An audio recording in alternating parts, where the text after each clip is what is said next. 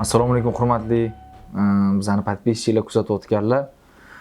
Bugun biza zamonaviy diplomatiya deb nomlangan podkastimizning keyingi sonini Ravshan aka Hakimov bilan birga olmoqchimiz. Ravshan aka Hakimov bizani diplomatik akademiyada professorlar, o'zimizga o'sha xalqaro huquq fanidan darslar berganlar. Mana bugun Ravshan aka bilan xudo xolasa gaplashamiz. Ravshan aka, rahmat bizani uyingizga taklif qilganingiz uchun. Aytgancha Ravshan aka uylarida olamiz podkastimizni. Tashrif buyurganingizga katta rahmat. Biz mehmon do'stmiz. Eshigimizni kechasi kunduzi 25 soat sutkasiga ochiq.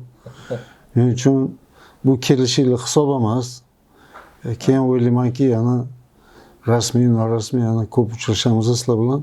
Men juda ham katta ishtiyoq bilan, xursandchilik bilan O'zbekiston xalqaro huquqshunoslari to'g'risida, tarixi to'g'risida, diplomatiyasi to'g'risida bor tajribam, bilimim, axborotni sizlarga berishga tayyorman.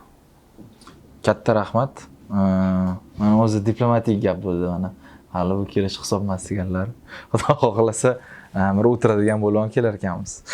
Mana kecha siz bilan o'zimman shu podkast temasini muhokama qilishdan oldin menga aytdingizda, mana bir obyektivkamni ko'rib chiqing deb.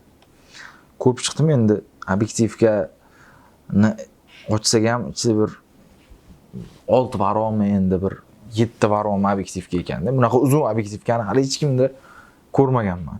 Keling shu obyektivkani boshidan boshlaylik suhbatni. Qattiq tug'ilgansiz, o'zingiz haqingizda gapirib bering, o'sha yoshligingiz, mana shunaqa. Men Toshkentni markazida tug'ilganman. 6-mart 1961-yilda Fidoylar oilasida. Otam butun umr jurnalistikada faoliyat yuritganlar. Asosan Toshkent gazeta jurnallarida, viloyat gazetalarida jurnalistik faoliyatini yuritganlar. Onam tarbiyachi, pedagog bo'lganlar. Butun umr shu bog'chada tarbiyachi sifatida faoliyat yuritib kelganlar. Ular olamdan o'tishgan. Lekin mana shu ota-onamiz bizga hozirgi mana yurish turishimizni, hozirgi fundamentimizni, tarbiyamizni, bilimimizni mana shu ota-onamizdan olganmiz. O'zi o'qishingiz qayerda bo'lgan, qayerda birinchi qadamlarni qo'ygansiz? O'qish shunaqa bo'lganki, otamizni qaysi tumanga, qaysi viloyatga yuborishsa, biz ham butun oila a'zolari otamiz bilan o'sha tuman, o'sha viloyatga borib yashab, o'qib yurganmiz. Birinchi sinf Yangi bozorda birinchi sinfga borganman. Undan keyin Bo'stonliq tumaniga ko'chganmiz. Erta ham o'rta maktabda o'qib, keyinchalik 6-sinfga o'tganimdan keyin direktor iltimos qilib, hujjatlarimni olib Toshkentga ketib o'rganman. Uydagilar bilmaydi. Toshkentga ketib u vaqtda hamma kasal edi. Futbol kasali. Men ham haligacha shuni kasalaman. Kimda unaqa orzu bo'lmaganki, o'sha paxtakorchi bo'laman, paxtakorda o'ynayman. O'sha paytlarda kichkinaligimda menda shunaqa orzu bo'lardi. Bu direktor meni bu narsaga berilganimni bilardi. Mayli, bir narsa bo'lsa men senga hujjat bermaganman deb fotografiyasini olib, u ustozdan Toshkentga kelib, u hozirgi Olimpiya zaxiralariga kirib ketganman. Konkurs juda ham katta bo'lgan, ayniqsa viloyatlardan ko'p bolalar kelishgan. Iqtidorli, juda ham kuchli bolalar. Shunga qaramasdan men kirib ketganman. Lekin maktabda o'qib yurganimda endi ota-onamiz endi o'qimishli bo'lsin, tilni yaxshi bilsin, biz endi gaplashib yurishardi-ku rus tilida bemalol, lekin yozma chizmada xatolar bo'lib turardi. Shu bolalarim rus tili endi asosiy edi. Rus tilini yaxshi o'zlashtirsin deb Biz o'sha bog'chadan boshlab to to'la maktabda qattiq o'qishimizdan, yurishimizdan qat'iy nazar rus gruppada o'qib kelganman. Keyinchalik bu zavodda ham asosan ruslar ishlashardi. Ko'pincha zavodda ishlaganimda ham ruscha bo'lgan, armiya xizmatida juda ham katta yordam bergan rus tili. Qayerda xizmat qilgansiz? Men uzoq sharqda xizmat qilganman, Xabarovskda. O'sha yerda xizmat qilganimda ham bu rus tili menga juda ham katta yordam bergan. Keyinchalik meni vзвод bo'lim komandiri qilib qo'yishdi. Yaxshi bilganingiz uchun. Rus tilini yaxshi bilganim uchun o'zimni endi bilim, dunyoqarashlar, endi siyosatni tushunadi, biladi deb har tomonlama tarbiyasi bor ekan, tarbiya maktab ko'rgan, qiyinchiliklar ko'rgan, jismoniy tomondan ham ko'rinishdan bo'yi uncha katta bo'lmasa ham baquvvat ekan deb keyin tarbiyachi sifatida ham bu dars bera oladi, yosh soldatlarni, serjantlarni o'qita oladi deb meni shunaqa komandir darajasigacha chiqarishgan edi.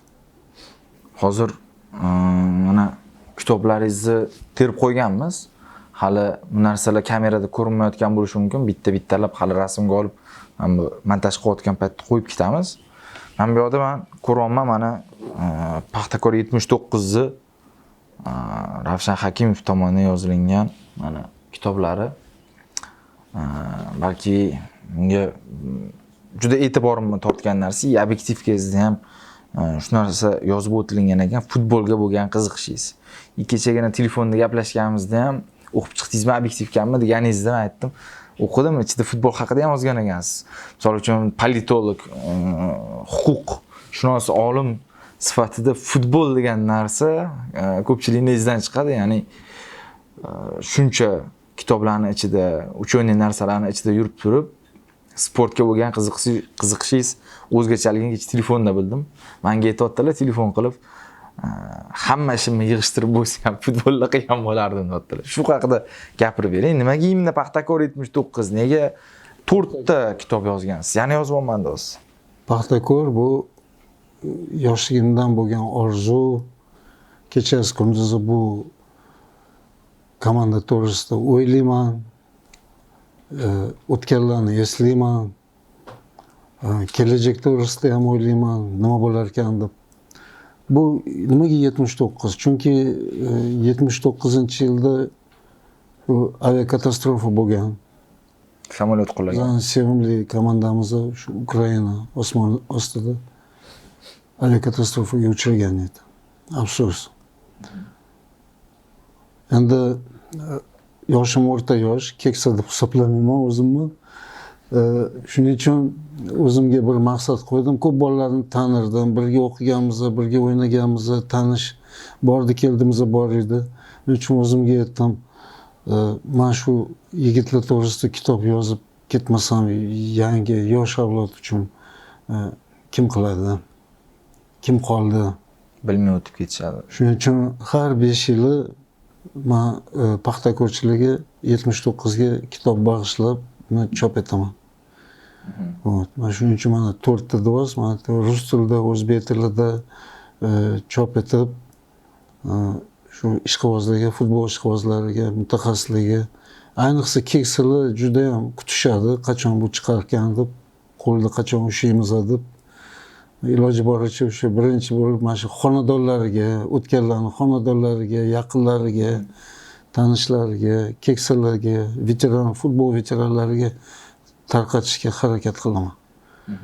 Chunki bular uchun bu juda ham qadr. Umuman butun O'zbekiston uchun, Markaziy Osiyo uchun, chunki bu komandaga faqatgina Toshkent yoki O'zbekiston emas, balki butun Markaziy Osiyo respublika ishqibozlari juda ham katta qiziqish bilan qarashgan. Futbol Paxtakor bilan cheklanmaydi. Bu endi hamma kimdir qaysidir komandaga ishqiboz bo'lganda, xuddi men masalan Paxtakor bilan Barselonaga ishqiboz bo'lganimdek, O'zbekiston termasiga albatta ishqiboz bo'lganimdek, oldindan aytmoqchiman, ularga omad tilab qolaman. 5-chisloda bo'ladigan o'yin jahon chempionatiga ilk marotaba chiqamiz deb o'ylayman. Yaxshilab harakat qilishimiz kerak. Futbol bu katta siyosat. Bu siyosat bilasizlarmi?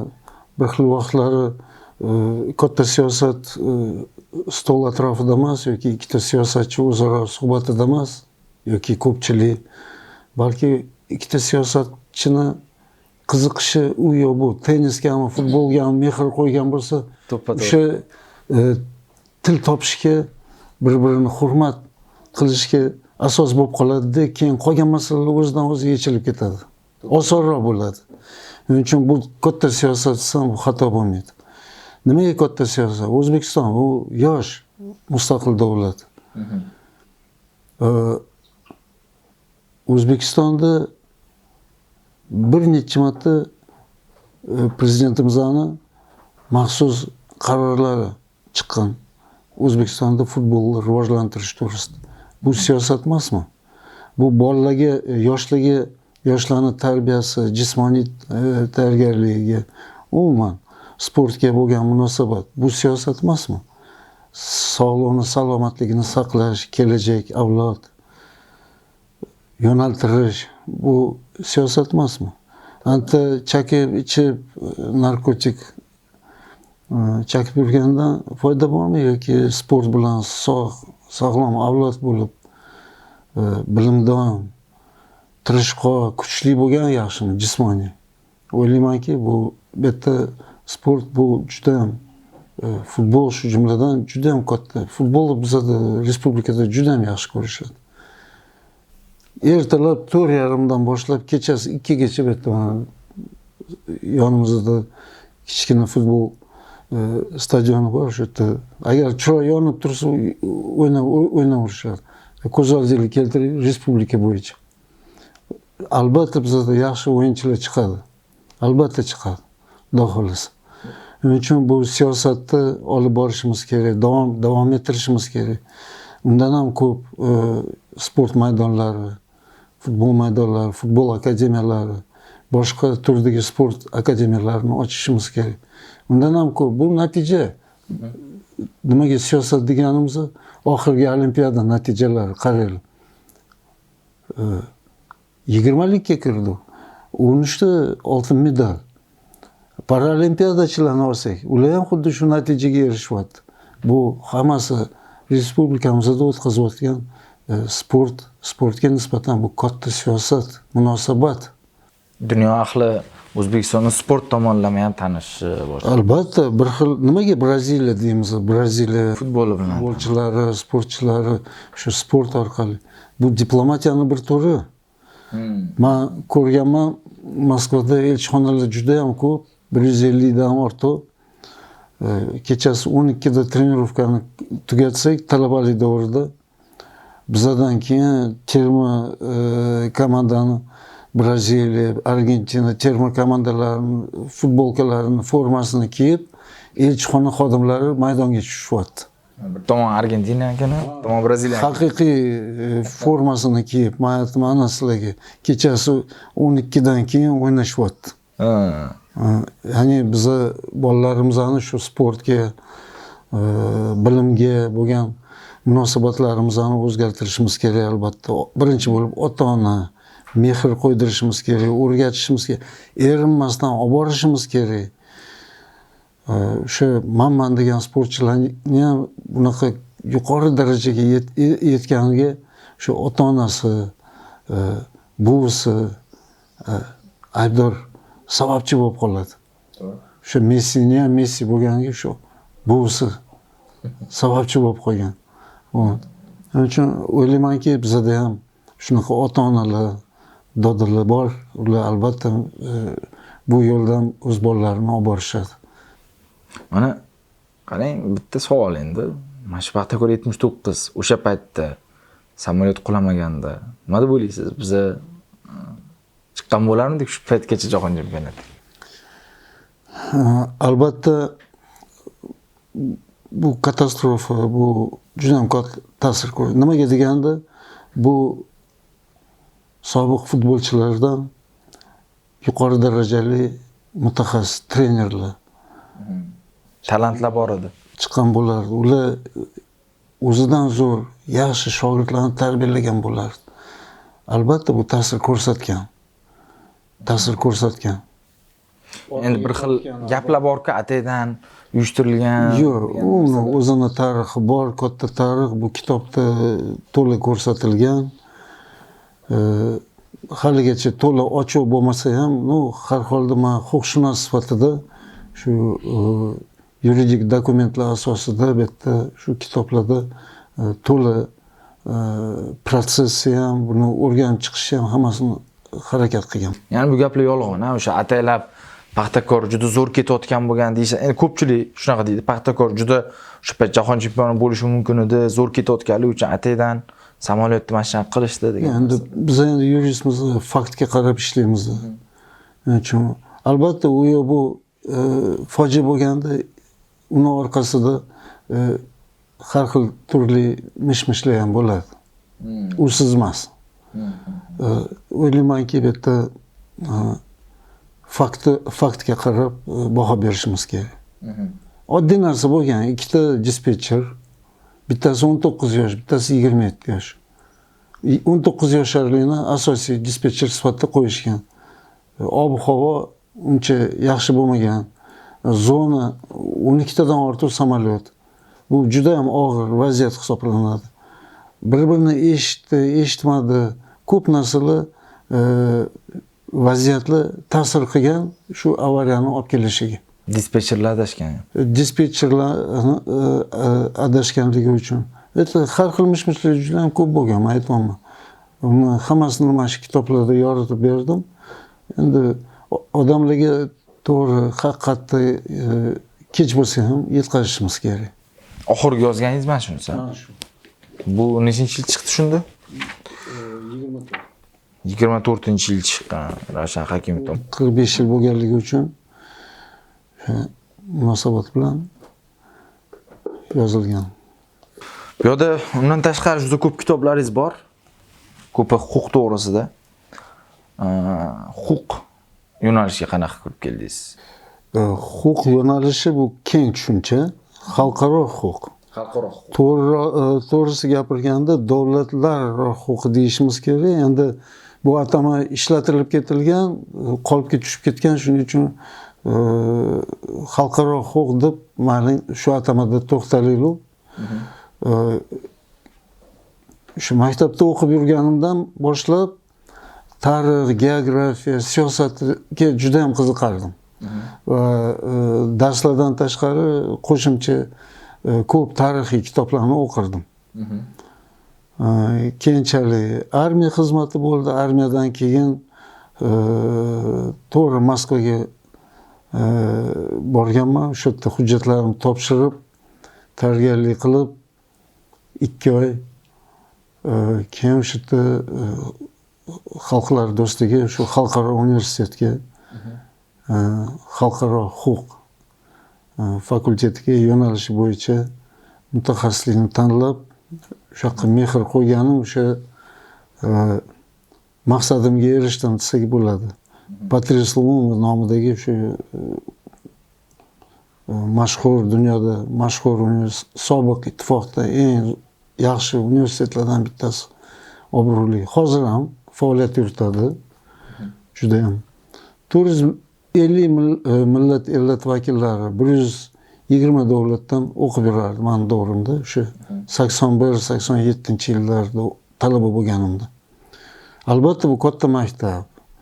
Har xil turli madaniyatlar, qarashlar, fikrlashlar, har xil davlat vakillari bu albatta odamni boyitadi va juda ham qiziqarli bo'lgan. Men u bekor aytishmaydi-ku, talabalik davr, oltin davr.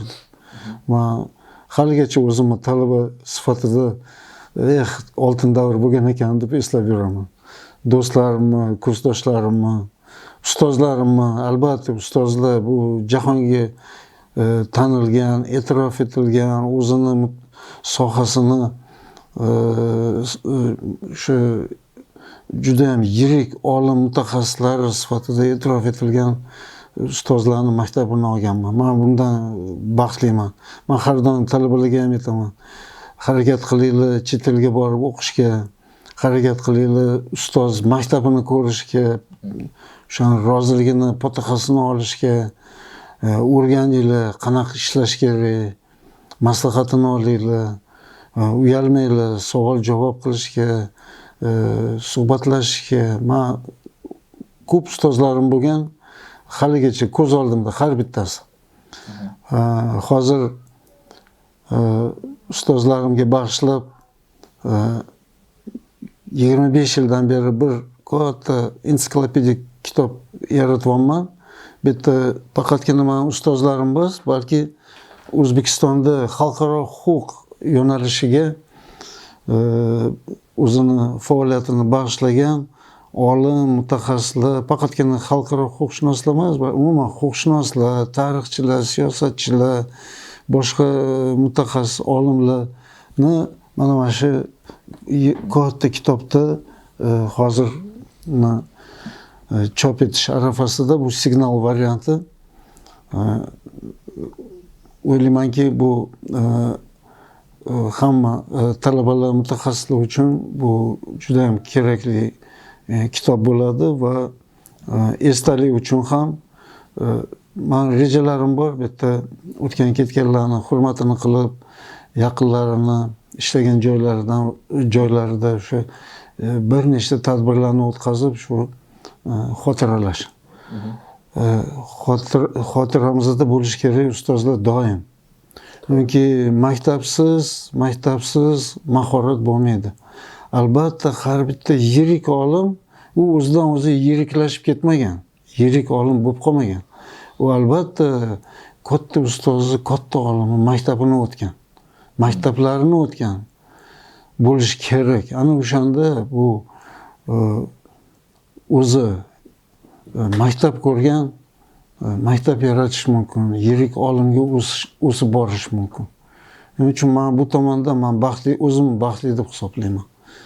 Yirik olimlarni maktabini, fotoqasini, darsini o'tganman.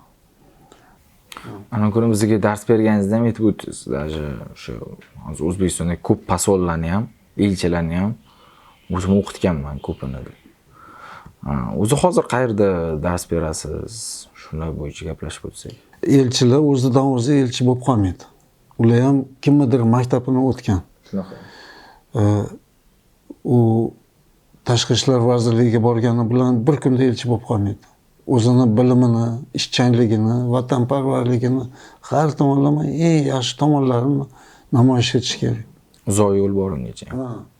Albatta, men e'lon eshitib qolaman.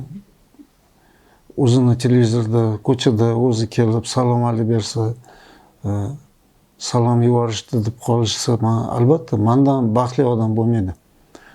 Bu meni ham boshqa o'qituvchilar sifatida meni ham qisman qo'shgan mehnatim hisoblanadi.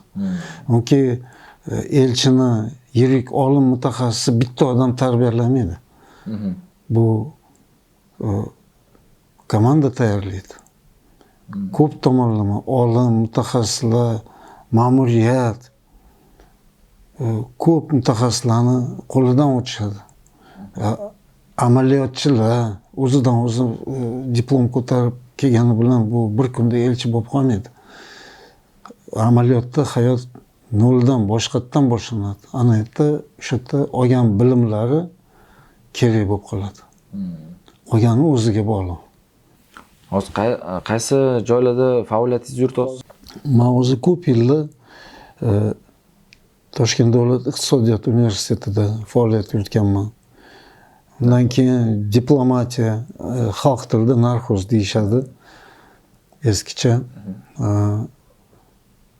Bundan tashqari 92-yil Jahon iqtisodiyot va diplomatiya universiteti ta'sis etilgandan keyin shu universitetda ko'p yillar faoliyat yuritib keldim. Hozir ham ilmiy kengashlarda, kafedra faoliyatida, konferensiya, seminarlar faoliyatida men bular bilan hamkorlikda ishlab kelyapman. Leksiya, darslarga, konferensiyaga chaqirishganda, taklif etishganda faol ishtirok etishga harakat qilaman. qo'limdan kelgancha bor bilim, axborotimni, kitoblarimni ularga tarqatishga harakat qilaman. Undan tashqari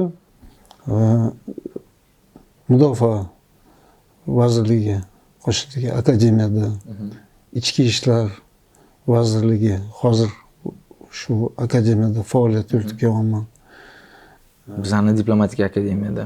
Diplomatik akademiyada mana faoliyat yuritib kelyapman. Xavfsizlik, Milliy xavfsizlik akademiyasida bir yil men faoliyat yuritdim. Yerda taklif qilishdi, yerda ham yoshlarga, ofitserlarga, mutaxassislarga, davlat akademiyasiga, ya'ni boshqaruv akademiyasida ko'p Toshkentda ko'zga ko'ringan davlat universitetlari yoki mana Plexanov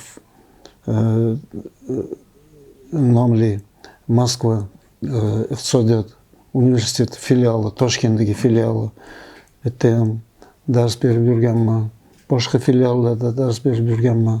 Huquq degan mavzuni kengroq yoritaylik. Nima degani o'zi shu xalqaro huquq? Mana shu atamaga bitta oydinlik kiritib, nima masalalarni hal qiladi, nimaga urg'u berilgan? Shu o'rgatayotganingizda studentlaringizga nimalarni ko'proq yoritasiz mana shu xalqaro huquq masalasida? Xalqaro huquq o'zi aslida to'g'ri atamani ishlatadigan bo'lsak, so'zma-so'z tarjima qilmay, to'g'ri ishlatadigan bo'lsak, atamani davlatlararo huquq.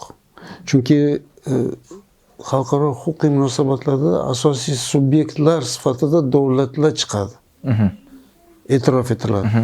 Va xalqlar o'z-o'zini mustaqilligi uchun, kelajagini belgilash uchun kurashib o'tgan xalqlar. Asosiy subyekt hisoblanadi. Shuning uchun to'g'riroq gapirganimizda bir xil mutaxassislarni kitoblarining nomini ko'rsa bo'ladi, davlatlararo huquq, межгосударственное право deb ko'rsa bo'ladi.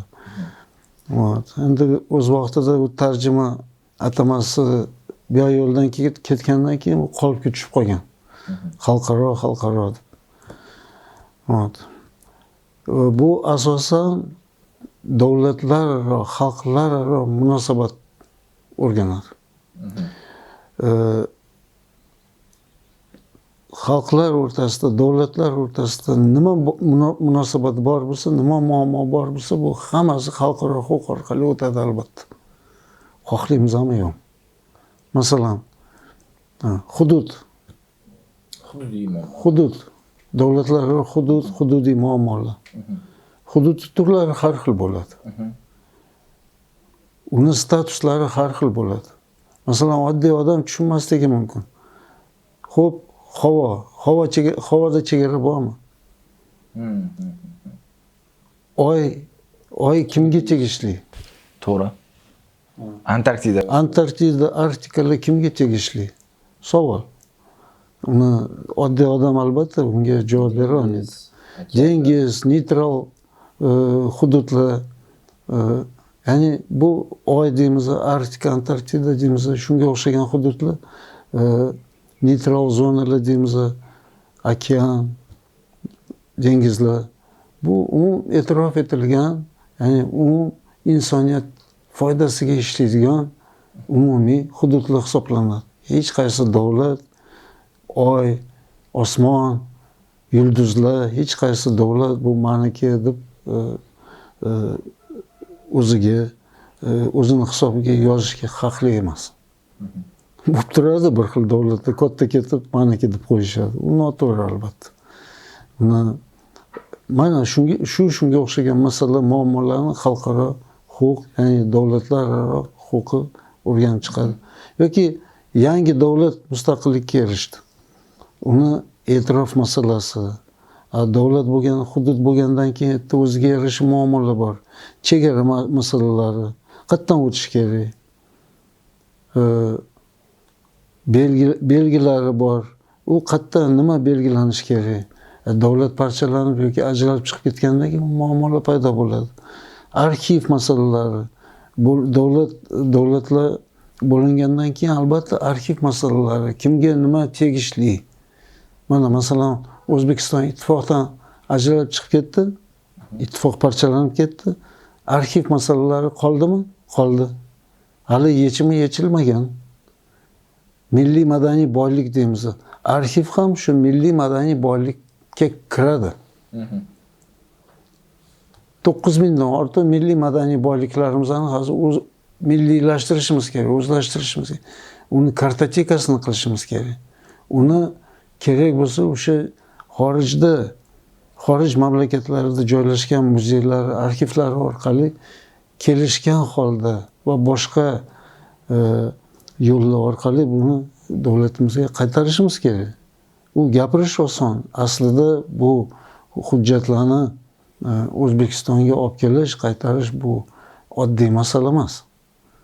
Delu o'sha Amir Temur tuzuklari Peterburgda, Rossiyada. Qaytarish yo'llari bormi? Ha, bor. Muloqot qilish kerak, gaplashish kerak, shartnomalar tuzish kerak. Shu va shunga o'xshagan milliy madaniy boyliklarimiz juda ham ko'p. O'z vaqtida har xil urushlar orqali revolyutsiya deymiz, davlat parchalanishi, sovet davri deymiz, o'z vaqtida noqonuniy olib chiqib ketilgan. O'sha paytlarda egallab olingan paytlarda. Sovet davri bo'lgan, olib chiqib ketishgan, qaytmagan. Men bitta umumiy e'tirof etilgan prinsip tamoyil etishim kerakki, masalan, arxiv, milliy madaniy boyliklar bo'yicha UNESCO bilasizlar, bu demak madaniy ishlar bilan shug'ullanadigan universal maxsus tashkilot hisoblanadi. O'zbekiston bilan bu tashkilot o'rtasida juda ham chuqur munosabatlar. Biz bu tashkilotga a'zomiz. Masalan, bitta prinsiplardan bittasi ko'rsatyaptiki, arxivlar, milliy madaniy boyliklar qaysi hududda ta'sis etilgan bo'lsa, yaratilgan bo'lsa, o'sha hududga tegishli bo'lishi kerak va qaytarilishi kerak deyilgan. Endi bu yozuv, gap o'rtasida bitta amaliyotda sal boshqacharoq bo'ladi. Amaliyotda o'tirib gaplashish kerak. Kompromiss yo'lini topish kerak. Ikki tomonlama o'zaro rozi bo'lish kerak. Ehtiyoj bildirish kerak. Masalan, bizga tegishli masalalar bo'ladigan bo'lsa, biza to'la masalan Rossiya yoki boshqa davlat vakillariga shuni ishontirib, to'la axborot spravkalarni yig'ib ko'rsatib, isbotlab berishimiz kerak. Sen yaxshi, lekin bu hujjat, bu milliy madaniy boylik, arxivlar bu yoqqa tegishli. Bizga yetishadi, masalan, 92-yil MDH ta'sis etilganda 91-yil, keyinchalik 92-yil bir hujjat qabul qilingan. Milliy madaniy boyliklarni vorisligi to'g'risida, arxivlar to'g'risida, vorislik masalalari to'g'risida. Keyinchalik bu ishlamasdan qolib ketgan bu hujjatlar. Chunki bundoq qaraganda ko'p arxiv hujjatlarimiz Rossiyaga markaz ketib qolgan. Bu shartnomalarda aytilganki, arxiv to'g'risida masalan aytilyapti, kelib Moskvadan o'shanda ham yalinib, iltimos qilib, "Men hujjat kerak bo'lib qoldi" deb, biz o'zimizga tegishli bo'lgan hujjatni yo'qdan borib kopiyasini bor yo'g'i agarda ular lozim topsa olishga imkoniyatimiz bo'lish mumkin deb. Yoki tarixiy hujjatlar bo'yicha boshida o'zligi tashabbus bilan chiqqan, boshqa mustaqil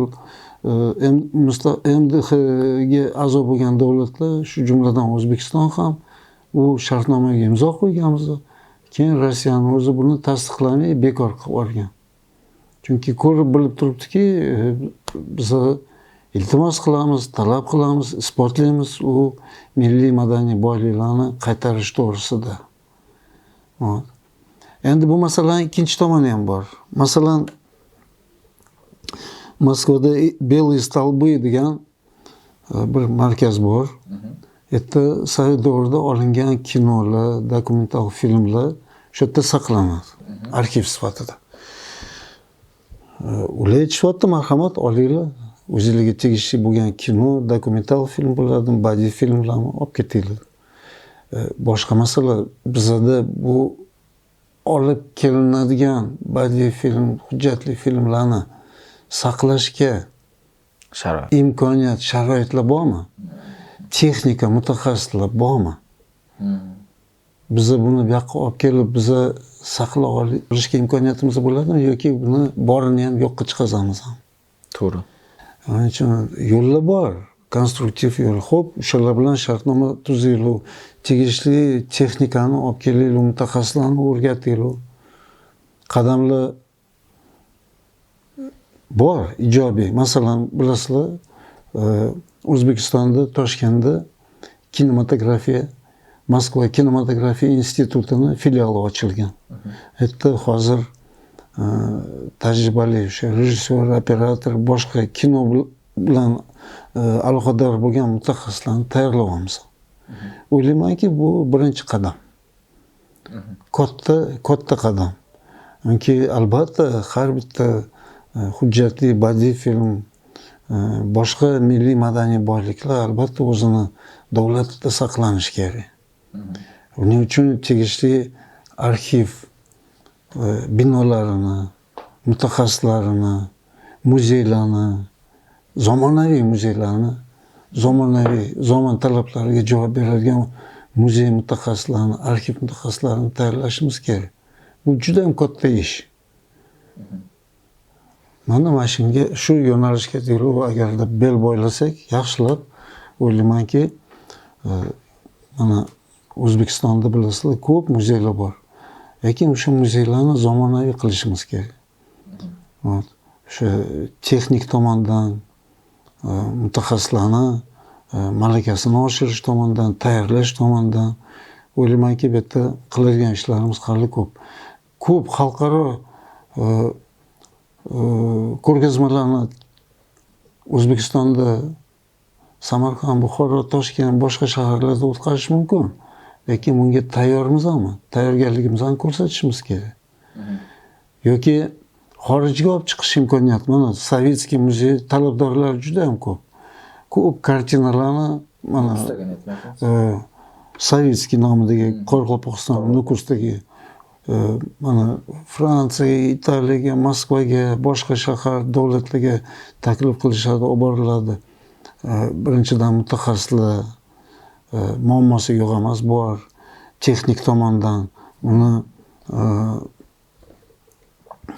yo'li bor, yo'lida o'ziga yarasha saqlanish bo'lishi kerak, temperaturasi bo'lishi kerak, kartinalar muzeyda turganda ham o'ziga yarasha muzey imkoniyat sharoitlar bo'lishi kerak, o'z vaqtida restavratsiya qilinishi kerak. Shuning uchun bu yerda restavratorlar bu juda ham nozik mutaxassislar bo'ladi. O'zini kasbini juda ham yaxshi tushunadigan, biladigan mutaxassislar bo'ladi. Bular ham albatta bizga kerak. Mutaxassislarni xorijda o'qitishimiz kerak, malakasini oshirishimiz kerak. Hozirgi zamon texnologiyalari orqali ularga bilim berishimiz kerak. U albatta xorijiy hamkorlarimiz bilan agarda shunaqa ishlarni yanada chuqurroq yuritadigan bo'lsak, o'ylaymanki, bu O'zbekistonga juda ham foydali bo'ladi. Bu masalalarni diplomatlar va muzokaralarni olib boradigan shaxslar diplomatda bo'ladi. Shuning uchun ham menimcha diplomatiya universitetida. Albatta, diplomatlarga biz o'rgatishimiz kerak, maslahat berishimiz kerak. Diplomat o'zidan o'zi bu masalalarni ko'taradi. Ekspert degan narsa bor, tushuncha. Ekspert kim? O'zini sohasini o'ta ketgan, yaxshi bilimdon bo'lgan, e'tirof etilgan, chuqur tushunadigan, biladigan mutaxassis. Ana o'shani taklif, fikrlarini e'tiborga olishimiz kerak. Mana 95-yilda ZTIS birinchi marta xalqaro huquq bo'yicha men dissertatsiya yo'qlagansiz, to'g'rimi? Shu haqda ham. Shunisi qiziqarliki, Sovet davrida bor yo'g'i O'zbekiston Sovet Sotsialistik Respublikasidan 7 ta odam dissertatsiya himoya qilgan xalqaro huquq yo'nalishi bo'yicha. O'shandan 2 ta odam fan doktori va 5 ta nomzodli dissertatsiya. asosan bu himoyalar Moskva, Leningrad shaharlarida bo'lgan. Albatta bu kam. 1944-yilda Tashqi ishlar vazirligi ta'sis etilganda bizani rahbariyat markazga xat bilan murojaat bilan chiqishgan. Sharqshunoslik fakultetini qoshida bir kafedra tuzib, Markaziy Osiyo uchun xalqaro huquq, xalqaro munosabatlar bo'yicha mutaxassislarni tayyorlash to'g'risida. Lekin markaz buni e'tiborga olmagan edi. Har xil sabablar bor. Bu e'tiborga olmagan edi. Aytmoqchi bo'lganim, sovet davrida biza deylu bu soha siz mutaxassislarsiz qolib ketganmiz. Darslik davrida ham darslarda bor yo'g'i 2-4 soat dars berilgan. Umumiy tushunchalar bo'yicha. Aslida 1921-yilda u vaqtda O'rta Osiyo universiteti hisoblanardi. SAGU deyilardi, Srednyoaziyskiy государственный universitet. Shu yerda birinchi marotaba shu yo'nalish bo'yicha dars berish boshlangan edi. Keyinchalik urush davrida bu yerda O'zbekistonga, Toshkentga, Moskvadan evakuatsiya qilingan olimlar, Moskva universitetlaridan olimlar bu yerda faoliyat yuritishgan. Albatta ular juda ham katta iz qoldirishgan. Yirik mutaxassislar o'z sohasi bo'yicha, xalqaro huquq yo'nalishlari bo'yicha shu jumladan bu yerda darslar o'tgan va o'quv uslubiy kitoblar, darsliklar, monografiyalar yaratishgan. Bu albatta birinchi ta'sirlardan bittasi bo'lgan desak xato qilmaymiz. Keyinchalik 45-yil Ikkinchi jahon urushi tugashi bilan O'zbekistondan 5 ta birinchi yosh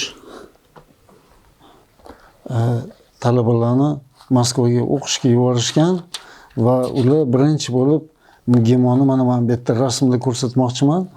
Bu yerda mana talabalik davrida va bu yerda 84-yilda olingan rasm. 5 ta birinchi qaldirg'ochlarimiz o'sha gemoni bitirishgan. Ulardan 2 ta 3 ta odam favqulodda va muxtor elchi unvoniga sazovor bo'ldi va 2 ta odam fan doktori unvoniga sazovor bo'ldi. Ulardan ustozim Rais aka Tuzmuhamedov, ular birinchi bo'lib xalqaro huquq yo'nalishi bo'yicha birinchi bo'lib fan doktori unvoniga sazovor bo'lgan edilar. Ustozim. Hozirgi davrga keladigan bo'lsak, mustaqillikka keladigan bo'lsak, mustaqil bo'lganimizdan keyin albatta O'zbekistonga o'zini milliy kadrlari zaruriyat paydo bo'ldi. Birinchi prezidentimiz tomonidan 92-yil bir qarorga imzo qo'yildi va shu qaror asosida Jahon iqtisodiyoti va diplomatiya universiteti ta'sis etildi. 92-yil. Sentyabr, 23-sentyabr. Bizlar shu mustaqil bo'lishimiz bilan keyingi yil birdaniga ochilgan ekan. Bu O'zbekiston e'tirof etilish boshladi. Xalqaro tashkilotlarga a'zo etilish boshlandi va albatta xohlaymiz ham yo'q, mutaxassislar yo'q. Kerak.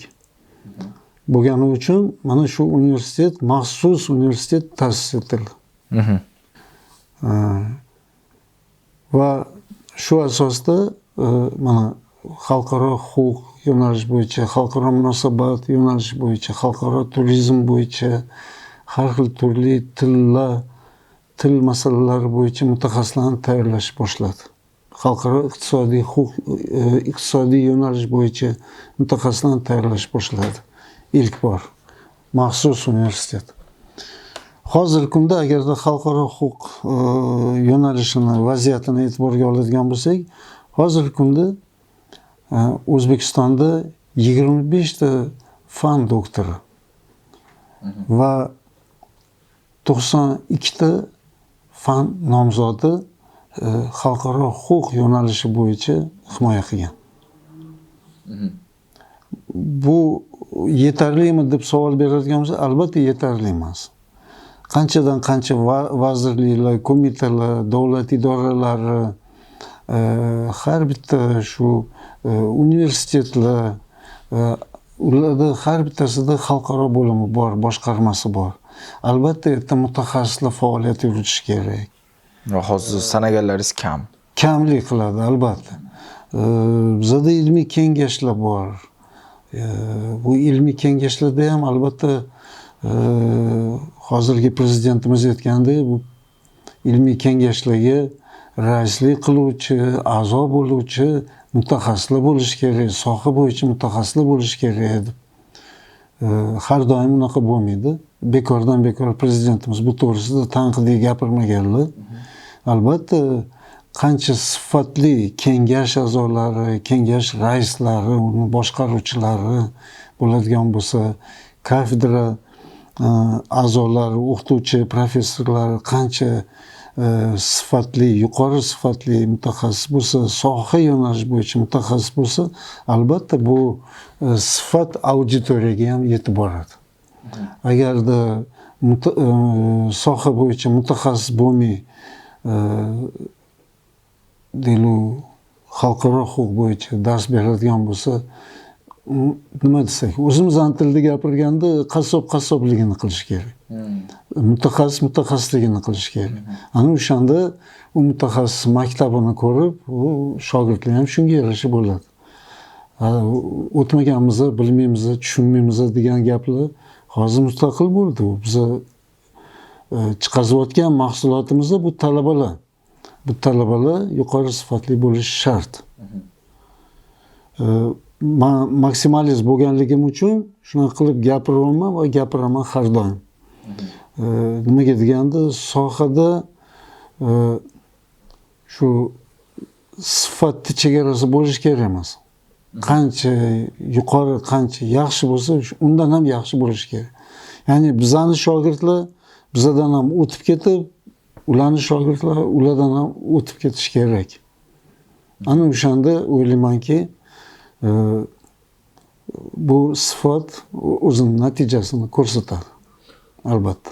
Tushunarli. Qarang, Ravshan aka, men o'zi aslida boshida shu bizani akademiyadagi professorlar bilan suhbat paytida, misol uchun Rustam aka bilan, Isroil akalar bilan gaplashgan paytimizda nima mavzuda podkast olamiz deganda aytgandalar, O'zbekiston diplomatiyasi tarixi haqida Ravshan aka bilan bir gaplashib ko'ring deyishgandi.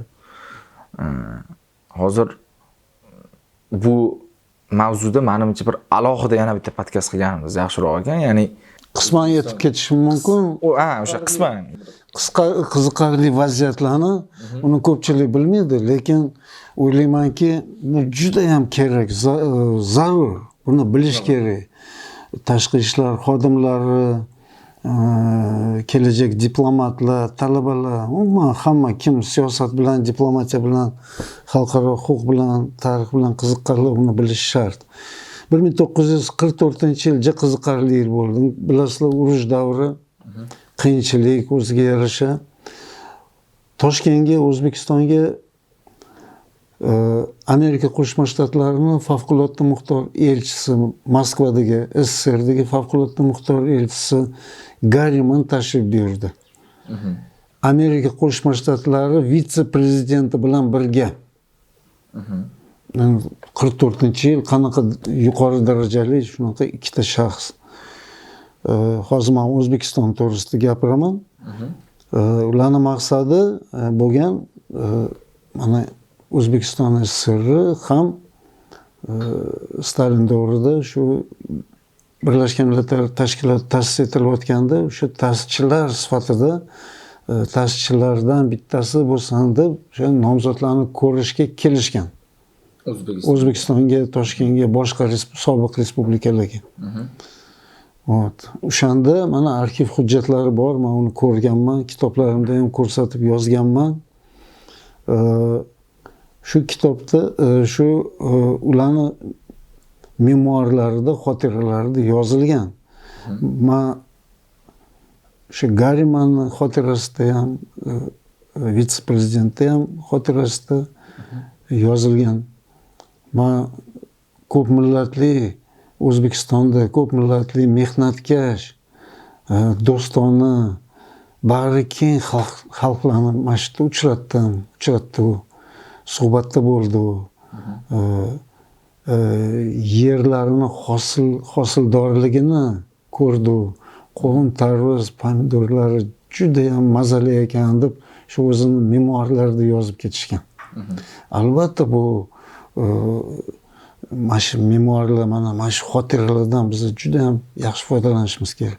Aytgancha 1992-yilda Toshkentga shu urush davrida ittifoqda favqulodda muxtor elchi bo'lgan Garimanni ayollari tashrif buyurgan va bizning birinchi prezidentimiz ularni taklif qilgan, maxsus taklif qilib qabul qilgan.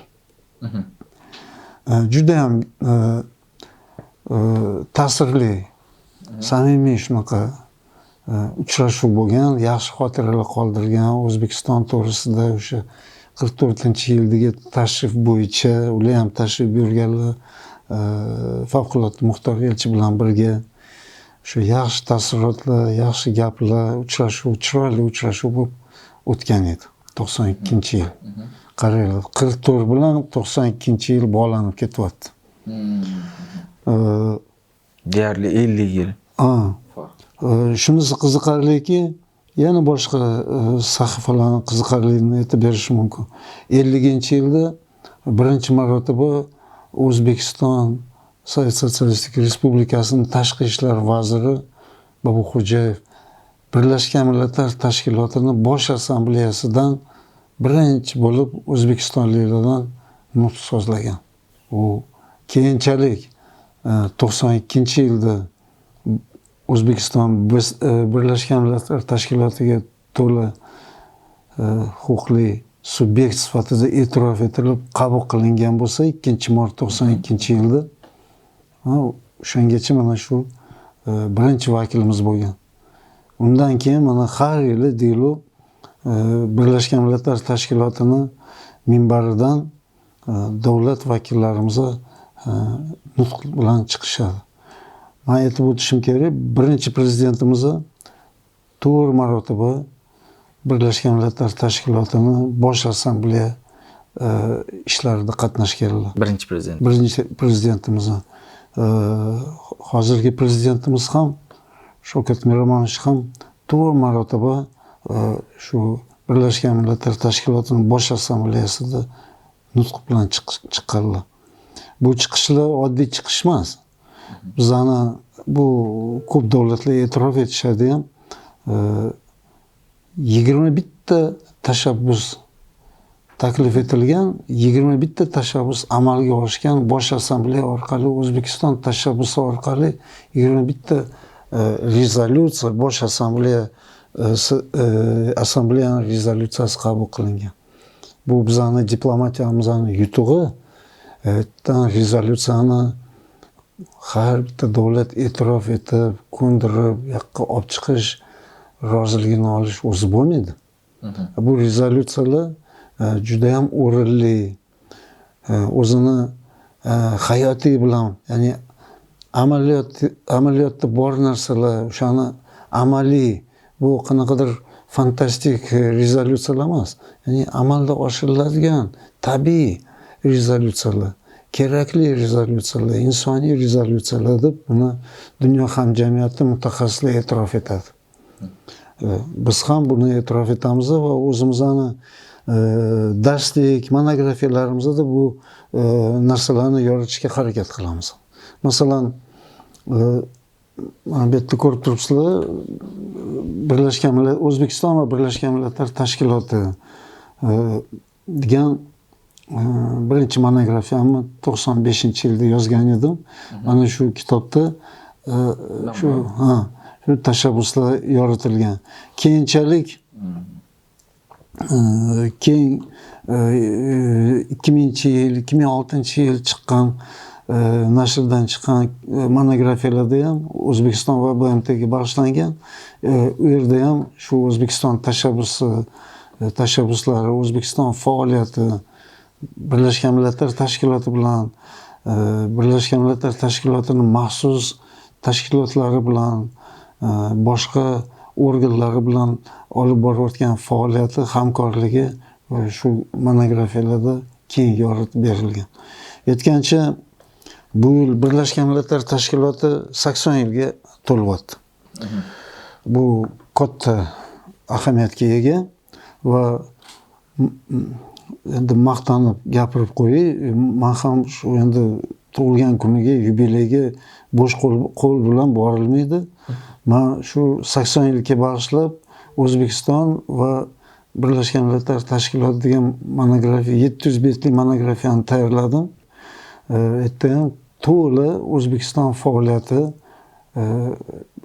Birlashgan Millatlar Tashkiloti bilan yuritilayotgan faoliyati, tashqi siyosati, doktrinalari, konsepsiyalari, prinsiplari, hamkorligi to'la o'sha monografiyada ko'rsatilgan. Yana bitta narsa, bu bilan faxrlanaman, juda ham ko'p vaqt ketdi.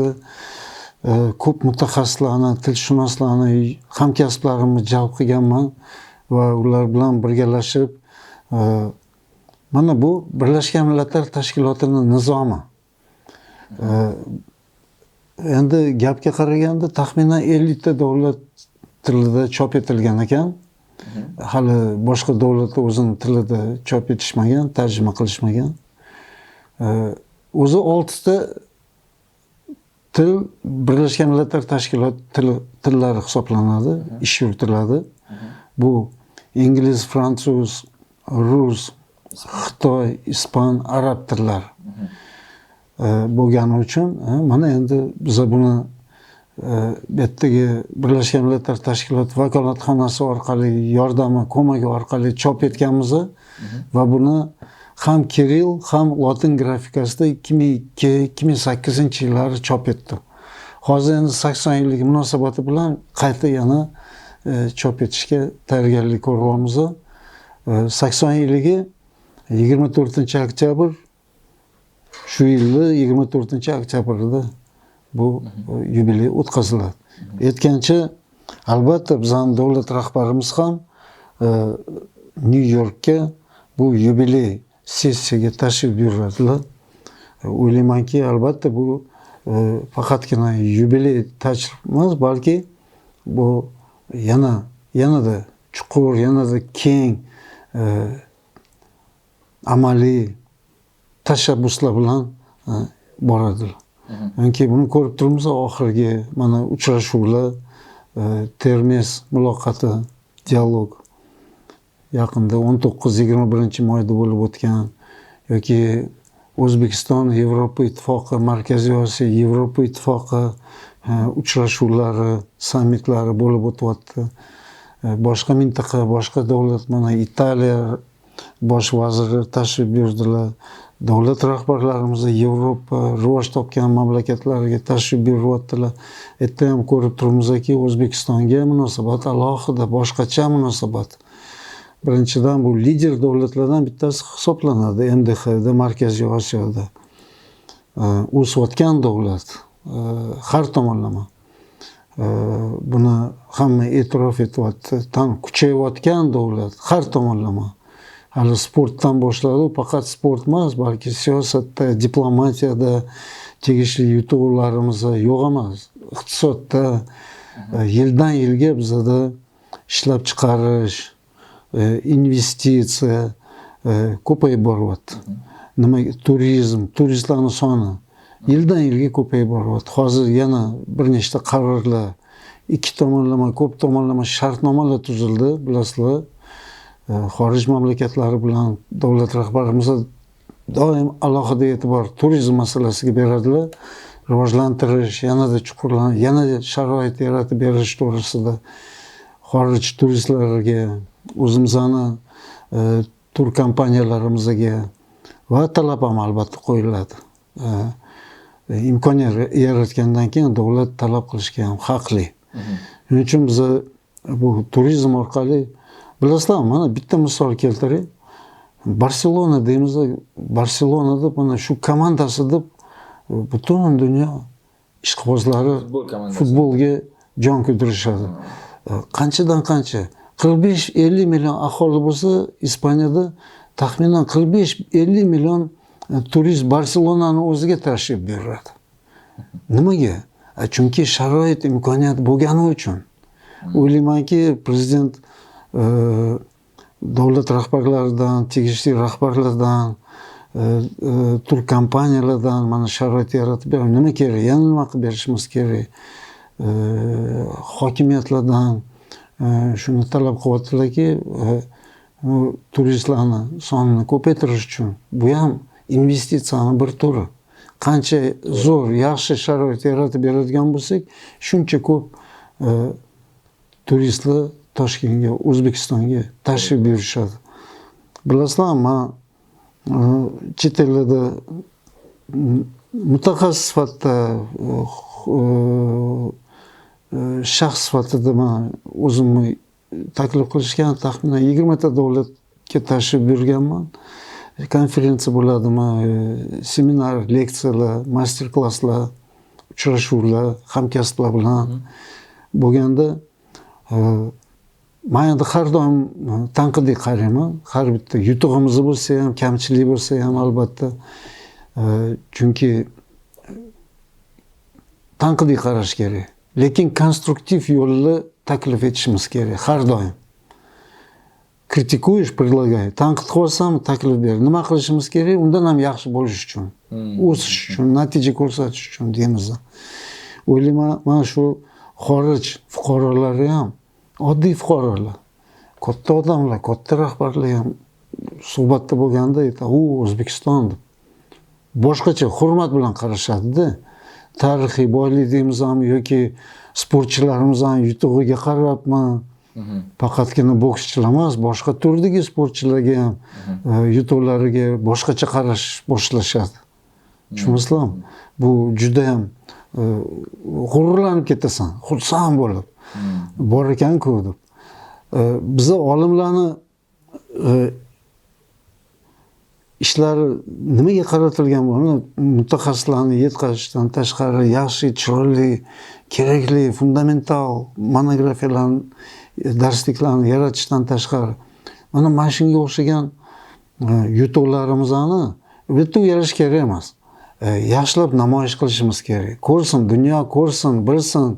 Mana shunaqa qahramonlarimiz, shunaqa olimlarimiz, shunaqa yutuqlarimiz, shunaqa imkoniyatlarimiz bor ekan deb. Даже qo'shni davlatga borganda, masalan, Turkmanistonga boramiz ham, Qozog'istonga ham, deb prezidentingiz zo'r deydi. Birinchi prezident bo'ladilarmi, ikkinchimi prezidentingiz zo'r deydi. To'g'ri. O'zingizlar mashinalar chiqaryapsizlar deb. Bu 30 yil bo'layotgan gaplar. To'g'ri. Birinchi mashinalarni chiqarish boshlaganimizda Tikolarni. O'zingizlar mashinalar chiqarsa, avtobusda chiqarsizlar. U vaqtda qo'shni davlatlarda yo'q edi. Ular havas bilan qarab turishardi. Shunaqa katta kompaniyalar, shunaqa katta konferensiya, seminar, shunaqa katta festivallar, konferensiyalar o'tkazib, ilmiy, madaniy yig'ilishlar o'tkazasizlar deb havas bilan qarashadi-da. Ayniqsa oxirgi paytlarda juda ko'paydi bunaqa. Men ham agarda talabalar yoki hamkasblar bilan chetga borganimda yoki delegatsiyani boshqarganimda, men ham albatta milliy taomlarni joyda tayyorlaymiz bolalar bilan. Mana bu osh bo'ladi. Bu oshmi? Shu oshmi? Har borganimizda osh tayyorlab berasizlar deb bizdan iltimos qilishadi. Aytgancha osh UNESCO qarori bo'yicha bu umumiy insoniy boylikka kiritilgan. O'zbekiston tashabbusi bilan bu Navro'z bayramimizni oladigan bo'lsak, bizani boshqa milliy madaniy boyliklarimiz, shaharlarimiz bu UNESCO standartlariga, talablariga javob berib, o'sha ro'yxatiga kiritilgan. Umuminsoniy boylik sifatida. U har bitta davlat, millat, ellat ham bunga sazovor bo'la olmaydi. Buni tagida albatta katta ish yotadi. Harakat. Oldingi bo'lgan harakat yotadi. Yoki men huquqshunos bo'lib, mana ayniqsa vrachlarga, meditsina sohasiga katta e'tibor berib, ularga undan ham katta hurmat bilan qaraydigan bo'ldi, ayniqsa Covid davrida. Haqiqatan ular o'zini jasorat tomonidan ko'rsatishdi. Mana shu meditsinani oladigan bo'lsak, meditsinada ham O'zbekiston juda ham katta siljishlar, qadamlar bosilgan, yutuqlar. Masalan, har xil turli kasalliklarni oldini olish, bola o'limini, ona o'limini tug'ayotganda oldini olishda juda ham katta natijalarga, yutuqlarga erishganmiz. Nimaga biz undan uyalishimiz kerak? To'g'ri, 20-30 milliy dastur strategiyani qabul qilganmiz. Birlashgan Millatlar Tashkilotining 20-30 dasturiga ham qo'shilganmiz va shu asosda milliy qonunchiligimizni qabul qilyapmiz, bajaryapmiz. Albatta yutuqlar yo'q emas, bor, lekin muammolar ham yo'q emas. Mana shu ustida biz ish yurityapmiz hozir. Bu to'g'risida bilamiz, gapiramiz. Masalan, bitta monografiyam, bitta emas, 3 ta monografiyani korrupsiya muammolariga bag'ishlangan. Korrupsiya jahon muammosidir va shu asosda mintaqamizda, O'zbekistonda korrupsiyaga tegishli muammolar to'g'risida shu monografiyada yoritib o'tdim. Bu 2006-yilda yozilgan monografiya. U to'g'risida balki korrupsiya degan so'zni ishlatishmagan ham. 2006-yil. Unga yuragim kerak bo'lgan, hamma ham bu yo'nalishga bu so'zni eshitib, qo'rqib, o'zini tinchlik bo'lsin deb qo'l urgan edim. Mana monografiya yaratdim. Keyinchalik yana yaratib. Hozir bilasizlar, har bitta davlat idorasida korrupsiyaga qarshi kurash bo'lim boshqarmalari bor. Ish beryapti, ish beryapti, natija oldingi yillar agar biz 157-joyda o'rtacha yurgan bo'lsak, hozir 120 ga tushdi. Bu ko'rsatkichmi? Bu ko'rsatkich. Bu hali biz to'xtab qoldik degani emas. Qiladigan ishlarimiz yo'q emas, bor. Eng tepaga o'rgillarda kimlar? Eng tepada bor shu Gonkong, Singapur, Skandinaviya mamlakatlari bilan ko'rsatkichi eng yaxshi hisoblanadi. Ya'ni o'ylaymanki, biz ham mana hozir qilinayotgan harakatlar bular o'zini ijobiy natijasini beradi. Biz ham o'sha eng yuqori darajali davlatlar sari intilishimiz kerak, shart. Ravshan aka qarang. Mana siz bilan gaplashdik, o'sha O'zbekiston diplomatiyasi tarixi. Siz qisqacha ma'lumot berdingiz bu haqda, o'sha 44-yilda bo'lgan, 92-yilda o'zimizda diplomatik universitet ochilishi to'g'risida. Bitta juda ham kichik savol va undan keyin podkastimizning eng oxirgi savoliga to'xtalaman. Oxirgi savoldan bitta oldingisi. 92-yilda diplomatik universitet tashkil topgan paytida eng faol qatnashgan shaxslarni sanab bera olasizmi? Albatta, bu yerda Said Muxtor aka, Said Qasimov aytib o'tishimiz shart. Shaxsan o'zlari taklif etib, o'zlari suhbatlashib, o'zlari bosh-qosh bo'lib yordam berganlar. Men esimda meni chaqirib, men bilan suhbatlashganda aytganlar, Ravshanjon, birinchi bo'lib siz himoya qilasiz universitetni. Shunaqa bo'ldiki, mustaqillikka erishganimizda men birinchi bo'lib shu Jahon iqtisodiyot va diplomatiya universitetida xalqaro huquq yo'nalishi bo'yicha ularni boshchilik ostida himoya qilganman. Ming rahmat shu odamga. Sog' bo'lsinlar. Surat Qadirovich Abdurazzoqov ular afsuski olamdan o'tib ketdilar. Ular ham huquqshunoslarni tayyorlashda keksa ustozlarimizdan hisoblanadi. Juda ham ko'p hissa qo'shganlar. Hozirgi ishlayotgan ustozlardan aytib o'tishim mumkin. Ustoz tarixchi Farmonov ustozimiz yoki o'z vaqtida ishlab ketganlar, ular ham afsuski huquqshunoslardan Mikhailov, Azariy Natanovich. Yani bitta narsani aytib o'tishim kerak. Hech qachon universitetda til masalasi cheklanmagan. Darsga kelib, kimga qaysi tilda qulay bo'lsa, o'sha tilda leksiya darsi o'tib ketgan. Va shunga sharoit yaratib berilyapti. Talabalarga ham talab qo'yilganki, kim qaysi davlat vakili qaysi tilda gapirishdan qat'iy nazar tilini tushunishi kerak, tolerant bo'lib, shularni leksiyalarini qabul qilib eshitishi kerak. Har xil turdagi ustoz maktablarni ko'rishi kerak shu auditoriyada deb shunaqa nasihat qilganlar shu ustozimiz. Hozirgi ishlayotganlar, misol uchun Sodiq aka Safoyev, Absamat Haydar. Hozir bular endi rahbar sifatida, universitet rahbari sifatida, senator sifatida Sodiq akani shaxsan taniyman, ularni ko'p yildan beri, 87-yildan beri taniyman. Albatta ishsiz qolmay, ular ham futbolga juda ham katta ishqiboz. Ular o'z sohasini juda ham yaxshi biladilar. Ular yosh, men keksa diplomat deya olmayman, bu so'z noto'g'ri bo'ladi. Ular eng tajribali diplomatlardan, elchilardan, soha yo'nalish bo'yicha eng yirik mutaxassislardan bittasi hisoblanadi. Juda ham hurmatli, faqatgina universitetda emas, balki senatorlar, deputatlar, hukumat a'zolari o'rtasida juda ham katta, ularning gaplari o'tadigan gap. Chunki tajribalari juda ham katta. Tajriba bu juda ham katta narsa. Chunki hozirgi yoshlarga, hozirgi o'qituvchi professorlarga avtoritet kerak.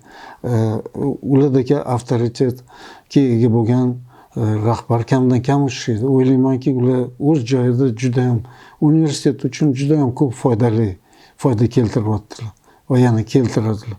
Abdusamad aka to'g'risida ham ko'p hayotda ko'p narsani ko'rganlar.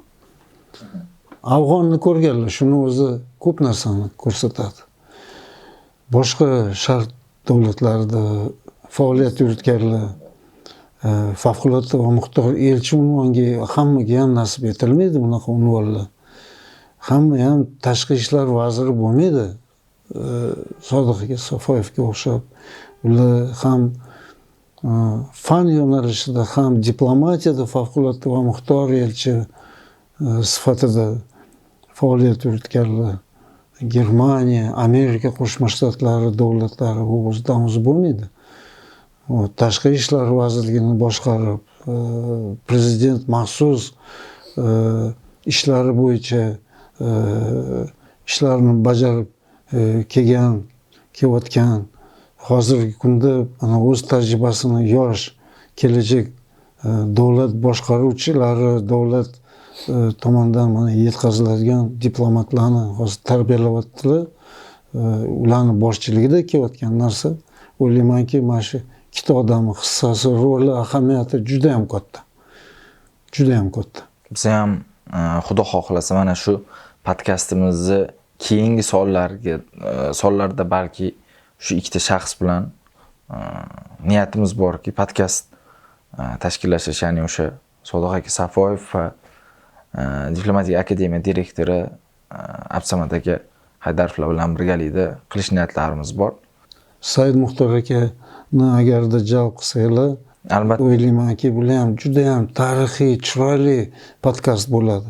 Chunki odam boshidan gapirib, bu odam O'zbekiston Respublikasining bayrog'ini 2-mart 92-yilda O'zbekiston Respublikasi bayrog'ini Birlashgan Millatlar Tashkilotini zaliga ko'tarib chiqqanlar.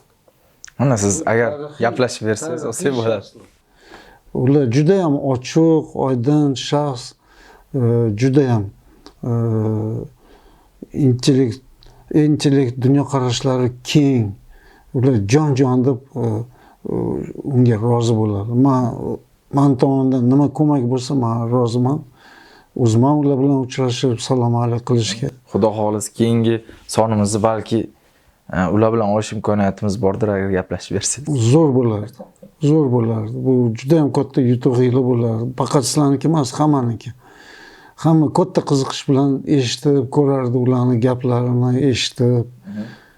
Juda ham yaxshi ustoz, pedagog, rahbar sifatida universitet tarixida qolgan. Ko'p rahbarlar universitetda ishlab ketgan rahbarlar ustoz professorlarimiz o'tganlar, ketganlar juda ham eng yaxshi mutaxassislarni jalb qilishga harakat qilingan universitet rahbariyati tomonidan. Buni e'tirof etish kerak. Bu faxrli hisoblanadi. Diplomatiyada ishlaganman, ishlayapman deb qayerda ishlayapsiz, qayerda bitirgansiz, diplomatiya desa, bu sifat degani. Buni chegida 30 yildan ortiq ustozlarni, rahbarlarni mehnati turadi degani. Bu уже sifat degani. Oxirgi savol bermoqchiman shu podkastimizdagi. Mana shu bizani kuzatgan yoshlar bor, yosh diplomatlar bor. Shu diplomatlarga o'zingizni kichkina bo'lsa ham maslahatingiz berib ketsangiz. Mana misol uchun men o'zim sizdan nimani o'rgandim? Rezyume, ya'ni o'sha obyektivka masalasiga juda ham to'xtalish kerakligini, juda ham e'tibor qaratish kerakligini tushundim. Sababi misol uchun biz obyektivka rezyume yozadigan bo'lsak, qo'pol qilib aytganda nomiga 4 tagina so'z yozib qo'yamiz, 4 tagina gap yozib qo'yamiz. Lekin sizni o'sha obyektivkangizni ko'rib men juda hayratga tushdimki, qilingan ishlar, yo'dagi narsalarni ko'rib o'zimga bir o'rganish bo'ldi. Ya'ni men obyektivkamga juda ham e'tiborli qarashim kerak ekan degan narsa. Obyektivka o'zidan o'zi unaqa katta bo'lib qolmaydi. Albatta. Uni chegida mehnat. Har bitta kitobga mehr berish kerak, bilim berish kerak, vaqt ajratish kerak. O'shanda bu mehnat yuzaga chiqadi. Kelajak hozirgi talabalarga nima maslahat bergan bo'lardim? Bitta narsa. Yaxshi mutaxassis kimdir aytgan ekan, yaxshi geniy bo'laman desa, har kuni o'z yo'nalishi, o'z sohasi bo'yicha kamida 3 soat mehnat qilish kerak ekan deb. Tirishqoqlik bilan berilib. Bu ham kam deb o'ylayman, o'sha haligi boshida aytgandek, kuniga 25 soat ishlash kerak o'z ustida. Kelajak diplomat ensiklopedik bilimga ega bo'lishi shart. Kelajak diplomat doim o'z ustida ishlash kerak. Kelajak diplomat qo'lda qalam ushlaydigan mutaxassis bo'lish kerak. Chunki bu diplomat, bu analitik.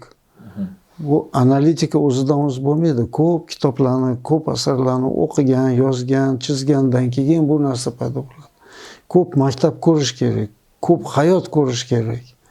Qiyinchilik ko'p, musofir bo'lish kerak. Musofir bo'lmagan musulmon bo'lmaydi deymiz. Musofirlik nimani beradi?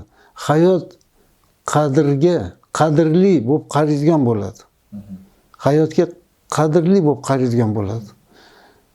O'zini hurmat qilib qaraydigan bo'ladi. Erishgan yutug'iga hurmat bilan qaraydigan bo'ladi. Odamlarga nisbatan agar rahbar sifatida, oddiy mutaxassis sifatida chiqayotganda, insonlarga nisbatan, o'ziga tegishli bo'lgan mutaxassislarga nisbatan, oila a'zolariga nisbatan boshqa mehr bilan qaraydigan bo'ladi. Qiyinchilik ko'rgan, musofir bo'lgan, o'zini sohasini yaxshi tushunadigan bo'lib, sohani yaxshi bilgan mutaxassis, usta har doim hammaga yoqadi. Nimaga? Chunki o'zini sohasini yaxshi bilganligi uchun. Agarda bo'lmagur bo'lsa, hech kim u bilan ishlagisi kelmaydi. Ishdan qochadigan bo'lsa, u bilan ishlagisi kelmaydi. Shuning uchun u mehnatkash bo'lish kerak, o'ta mehnatkash bo'lish kerak. Albatta, elchi bo'laman degan, kelajak diplomat bo'laman degan, o'zini vatanini, o'zini oilasini, o'zini ota-onasini, o'zini ona yurtini, diyorini, tarixini, tilini hurmat qilish kerak, bilish kerak. Albatta o'ylayman, ustoz hurmati va uni duosi. Ustoz ko'rganda boshida aytganman, ustoz doim umrini oxirigacha ustoz ko'rish kerak. Men har kuni talaba bo'ladimi, talabani gapini eshitamanmi, savolinimi yoki chiqishini, muloqotini mana mendan so'rashadi, nimaga anilar qarib ketadi, siz yosharib, o'sha o'zgarmagansiz deyishadi. O'zimni talabalarim, o'sha bir xil mendan yosh, lekin ko'rinishi anaqa. Men aytaman, chunki men yoshlardan qon ichaman, podpiska olaman, energiya olaman, o'rganaman, eshitaman, ular bilan muloqotda bo'laman deyman. Shuning uchun mana shu. Rahmat sizga. Men sizlarga katta qilayotgan ishinglarga omad tilab qolaman. Sog' bo'linglar, salomat bo'linglar. Bu ishinglarda to'xtamanglar. Bu ishinglarga men rivoj tilayman. Albatta bu podkast kelajakda o'zini katta kelajagiga ega bo'ladi. Qancha ko'p tajriba, qancha ko'p podkast oladigan bo'lsanglar, shuncha ko'p sizlarni obro'yinglar oshadi, shuncha ko'p tegishli mutaxassis fuqarolarimiz, chet ellik fuqarolar bitta taklif sizlarga iloji boricha qulay bo'lsa ingliz tilida bo'lsin, gapirsin. Qulay bo'lsa aralash gapirsin, qulay bo'lsa boshqa tillarda podkast qiling yoki tarjima qilinglar, ko'rsin. Nimaga degani, mana shu diplomatik akademiyada, shu diplomatik universitetida shunaqa o'qituvchi kadrlar, professorlar, rahbarlar ishlayotgan ekan deb. Menga qo'ysa, mana bizda faqatgina o'qituvchi professorlar emas, kerak bo'lsa mana kutubxonamizda ham zo'r mutaxassislar ishlashadi. Ana men ular bilan ko'p ishlayman. Kutubxona vakillari bilan ular ham sizlarga o'ylaymanki, kutubxona to'g'risida, yangi kitoblar to'g'risida, umuman sohalar to'g'risida juda ham ko'p ma'lumot berish mumkin. Odam tanlash kerak emas. Yaxshi odam tanlash kerak, yaxshi mutaxassis tanlash kerak. Desak xato qilmaymiz. Mana qisqa gapim shu. Men gapiradigan gaplarim, fikrlarim ko'p. Har bitta masala bo'yicha alohida gaplashish kerak. Albatta. Men aytaman, mana mashina o'zida 5-6 ta monografiya ham chiqyapti. Bu degani bir yilda, bir kunda yozilgan narsa emas. 25-30 yillab yozilgan narsalar. Hozir endi hosilga kirdi, endi yechilyapti. Endi yetkaziladi. O'sha asosda bir nechta prezentatsiyalar, namoyishlar bo'ladi. Men sizlarni taklif qilaman.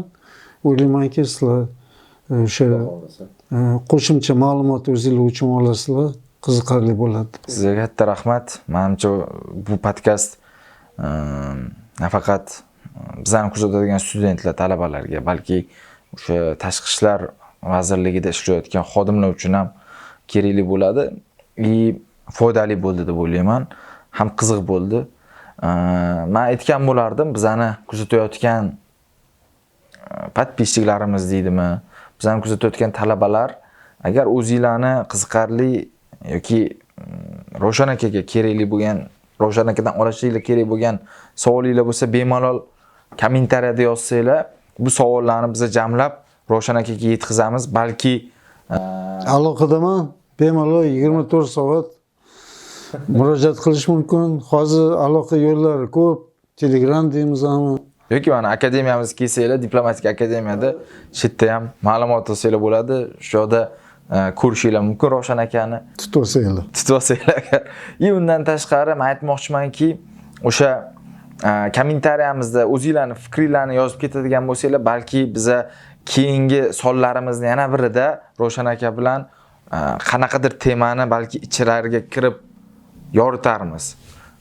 Mana shu huquq sohasini, balki boshqa sohalarni.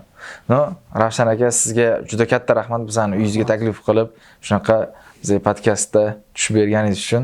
Bu hisob emas, men aytdim, bu repetitsiya bo'ldi. Bildinglar, endi eshik qayerda joylashgan, pod'ezd qayerda, shifrlarni, kirish chiqish yo'llarini, shu bu hisob emas. Rahmat, akademiyamiz nomidan ham sizga katta rahmat. Rahmat. O'zbekchilik, jupchilik deyishadi, shuning uchun birinchi tashrif hisoblamas.